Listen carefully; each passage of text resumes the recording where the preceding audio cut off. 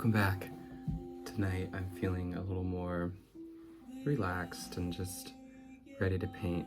I'm going to be talking about something that is close to my heart, and that's family pressure with art and creative practice. And I expect a lot of us in a creative field understand kind of the pressure that comes with being, a painter or a musician or a writer. And a lot of these fields that are kind of volatile, or at least are perceived to be volatile by society. I'm going to try and focus on, I have my jacket on because it's cold in my room tonight, but I'm focusing on stepping away from the painting and blocking in major shapes while I work. So, yeah, I think it boils down to this family pressure. I think could be simplified into a question of, are you free to dream? Are you free to dream big? And something that annoys me to no end is money.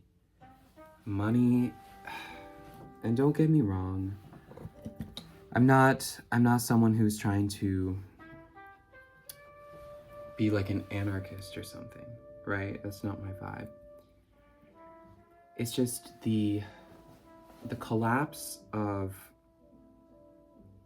a first class that doesn't care about the creatives, I think in centuries past, there's almost been an aristocracy that has generated some of the best artists because they've acted as patrons, But in this modern age, it's crazy. I mean, it's very hard to get the attention of people who are interested in investing in you.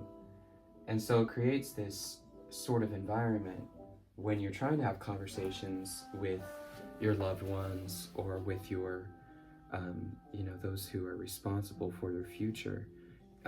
Questions about how, inadvertently, there's going to be some concern about how are you going to make enough money? How are you going to live your life? And the problem is so big that I don't think any single person can solve it. It's just going to take years and years and years of society being conditioned into something more nuanced, something that cares more about an artist and about art, because art it's not a necessity for the body, but it totally is a necessity for the soul. And that's a big thing that we forget. Is it's easy to say, well, if you're an artist, then you don't provide much for someone's survival, right? And that's fine. I think it would be ridiculous to say artists, are providing food or shelter or whatever. But there's a difference between living and living well. And Aristotle states that a city, and by extension society, functions for the citizens of that society to live well. And so there's this idea that living on its own isn't enough. There's another great Aristotle quote of someone who can operate outside of a city, who can live without a city, is either beast or god. So as political creatures and as creatures that need society, there's kind of this progression of we need society. Society operates for us to live well.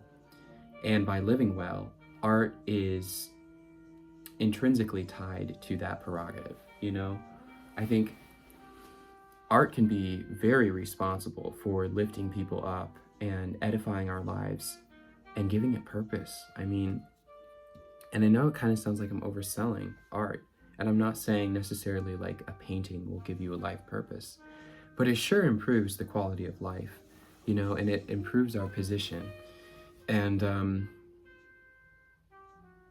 so I don't know, when there are individuals who don't want to see the immediate benefit in pursuing the humanities, I have to tell them that the way they live without the humanities is pretty sad. You know, you think of how much music do we consume on a day-to-day basis? How much rhetoric, you know, the art of speaking, do we consume through elegant conversations? You know, that's an art form in and of itself. How much food do we consume, you know, that's been artfully prepared for us? How much literature do we read or cinema do we watch at the end of the day? You know, it's all these,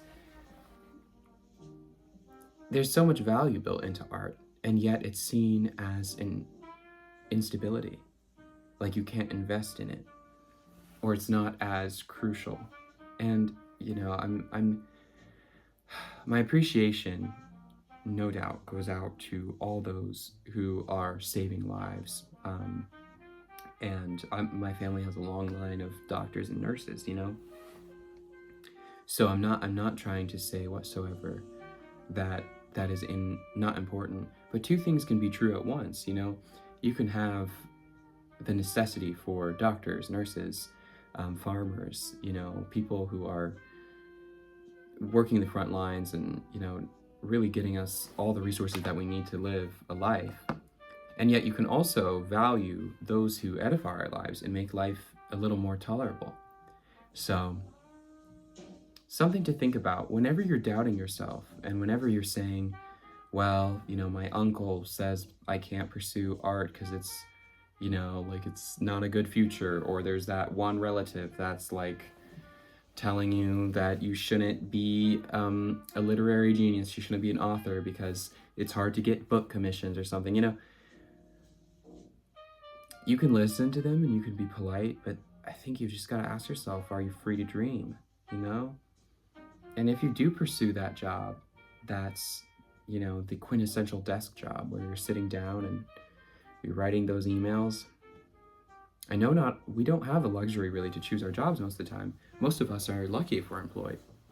But is it worth taking a leap of faith and trying your best to, you know, pursue something that you can invest not only your heart, your mind, but also your soul into, you know? It's tough, you know, and I really respect those who are working towards their dreams and have to work jobs that maybe they aren't totally satisfied with yet. And I'm right there with you, but we can always dream. And that's the thing I want everyone to remember is we can always dream. It's totally free to dream. And I'm here to support, you know, whatever big hopes you have for the future and stuff. It's not impossible. You know, we just have to find our people. We have to just build a community at this point. I think that's really what so many great artists were onto, this idea of building an art society. You know, I'm thinking of Van Gogh and Paul Cézanne and a lot of their friends who wanted to make a sort of getaway and an art retreat. And I'm thinking of Gustav Klimt and so many other artists, contemporary and ancient, that wanted a sort of, I don't know, community. And I think what was so difficult for them is trying to collect everyone into one physical location. But we have the internet, you know? We don't need to be all in one place to really connect on a meaningful level. And, you know, not to get too deep, but that's really what this channel is all about. It's all about getting artists together, you know, and building a community. So I'm going to keep doing this till the day I die. You know, this is my life mission. I want to be a sort of father to artists and to the public and building up society, and, you know, one step at a time. And I think all of us can, but I'm getting way too deep into conversation now. Sorry. Gosh. It's like very emotional. But isn't it fun to dream? I mean, really, it's all we have left in a world that's so embittered. It's amazing that we still have the capacity to dream.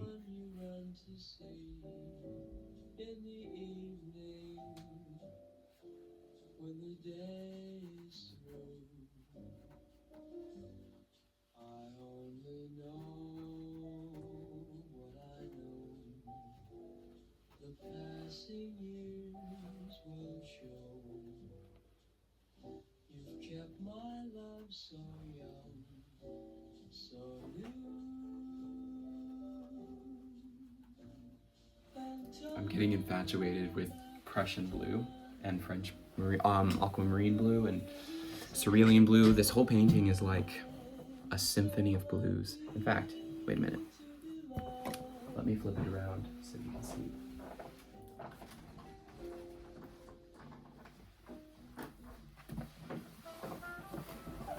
Isn't it fun? So much blue. I think I've just become obsessed with the color blue. It's reminded me of the ocean, and there's such a majesty to the ocean that I want to capture. And blue is such a mysterious color. You know, it's you can get anywhere from midnight to sky blue, and each shade is so precious, so luxurious too. I love blue velvet, especially like blue velvet couches, like blue velvet sofas and stuff. I think they're hot.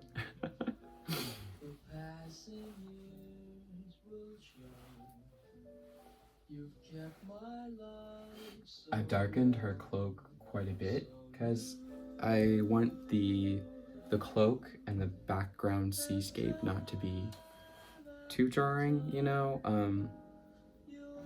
We'll see how it turns out. I think it's tough because I want the background to still read as a background and just be like, in this region here, I want there to be just a subtle sunrise or maybe a moonscape, you know, like a moon setting or maybe a moon up here. And then also her face, to give you like a physical size comparison, this is my hand next to her face. It's a small face. Usually I have big faces on canvases, right? Like, you've seen me work on this one. And so usually there's like a big real estate. You know, this is about as big as my hand. This painting though, the head is miniature. And so it takes a different strategy, you know, and a different set of brushes and different colors too. I can't use ivory black like I usually do because it's such a powerful pigment that if I spread it around, it'll be hard to remove. And so I'm gonna have to do a different sort of strategy. I think I'm gonna have to use burnt umber. And also, when you're making a painting in color, I like to think of your color palette as almost like a diet, because you have to, not have to, but it's really good if you can get all three primary colors in the canvas. It makes your art that much more, I almost want to say like primitive, but in a really constructed way, you know? Because if you can get yellow, red, and blue, you know, there's something very attractive about those three primary colors. And so it's going to be difficult. I think in the background I can get a little bit of yellow and maybe a tint of yellow in her skin tone. Red I can try with her lips and the blush of her hair, or excuse me, the blush of her cheek, and then I think I want slightly auburn hair to match the blue. I think that would be really beautiful. I'm also thinking of her complexion will be a little more olive because she's Thetis, right? The mother of Achilles. And so that'll be an interesting combination of having this kind of Greek blue, which, by the way, in ancient Greece, this would be practically impossible to get pigments like this. But I'm passing it off as a sort of nod at her sub-divinity, right? Thetis isn't a goddess, but she is a sea nymph, right? And so she has a little bit of that mythological royalty in her, you know? So I think even though blue would be such a hard pigment to stain cloth in ancient Greece, it'd be enormously expensive. I think it can work in, you know, if you're painting ancient Greek mythology, because they're divinities, right? And so they should be operating under a tremendous source of wealth and power. So those are my thoughts on the color palette. In addition, this is one painting I think I'm just gonna keep for myself and not give away, because I want to hang it in my living room and I want to have, you know, blue furniture and hints of blue and maybe like, I don't know, blue lilies and, wait, is that thing? Tulips? Am I thinking of tulips? I don't know. I want to have blue, well, there are no blue flowers, right? Blue isn't naturally occurring. Oh, that'll be tricky. Anyway, maybe I'll have Polish pottery and stuff like that to match the blues on canvas. But I'm thinking of this in a space, you know, in an interior. That's when I really fall in love with a project, is when I'm imagining it since I'm so in love with architecture, how am I going to put it in a room, and how does it command attention while not being overpowering, you know? And so this will be a fun one to hang up in my future house, if I ever get a house, which I probably won't. Talking about economy. No, anyway, so yeah, I've rambled on too long, already 15 minutes, but thank you so much for watching. And I hope this video has helped you consider dreaming bigger and being free to dream, because that's really all we have is our capacity to dream and to think fondly of our future. So anyway, talk to you next time.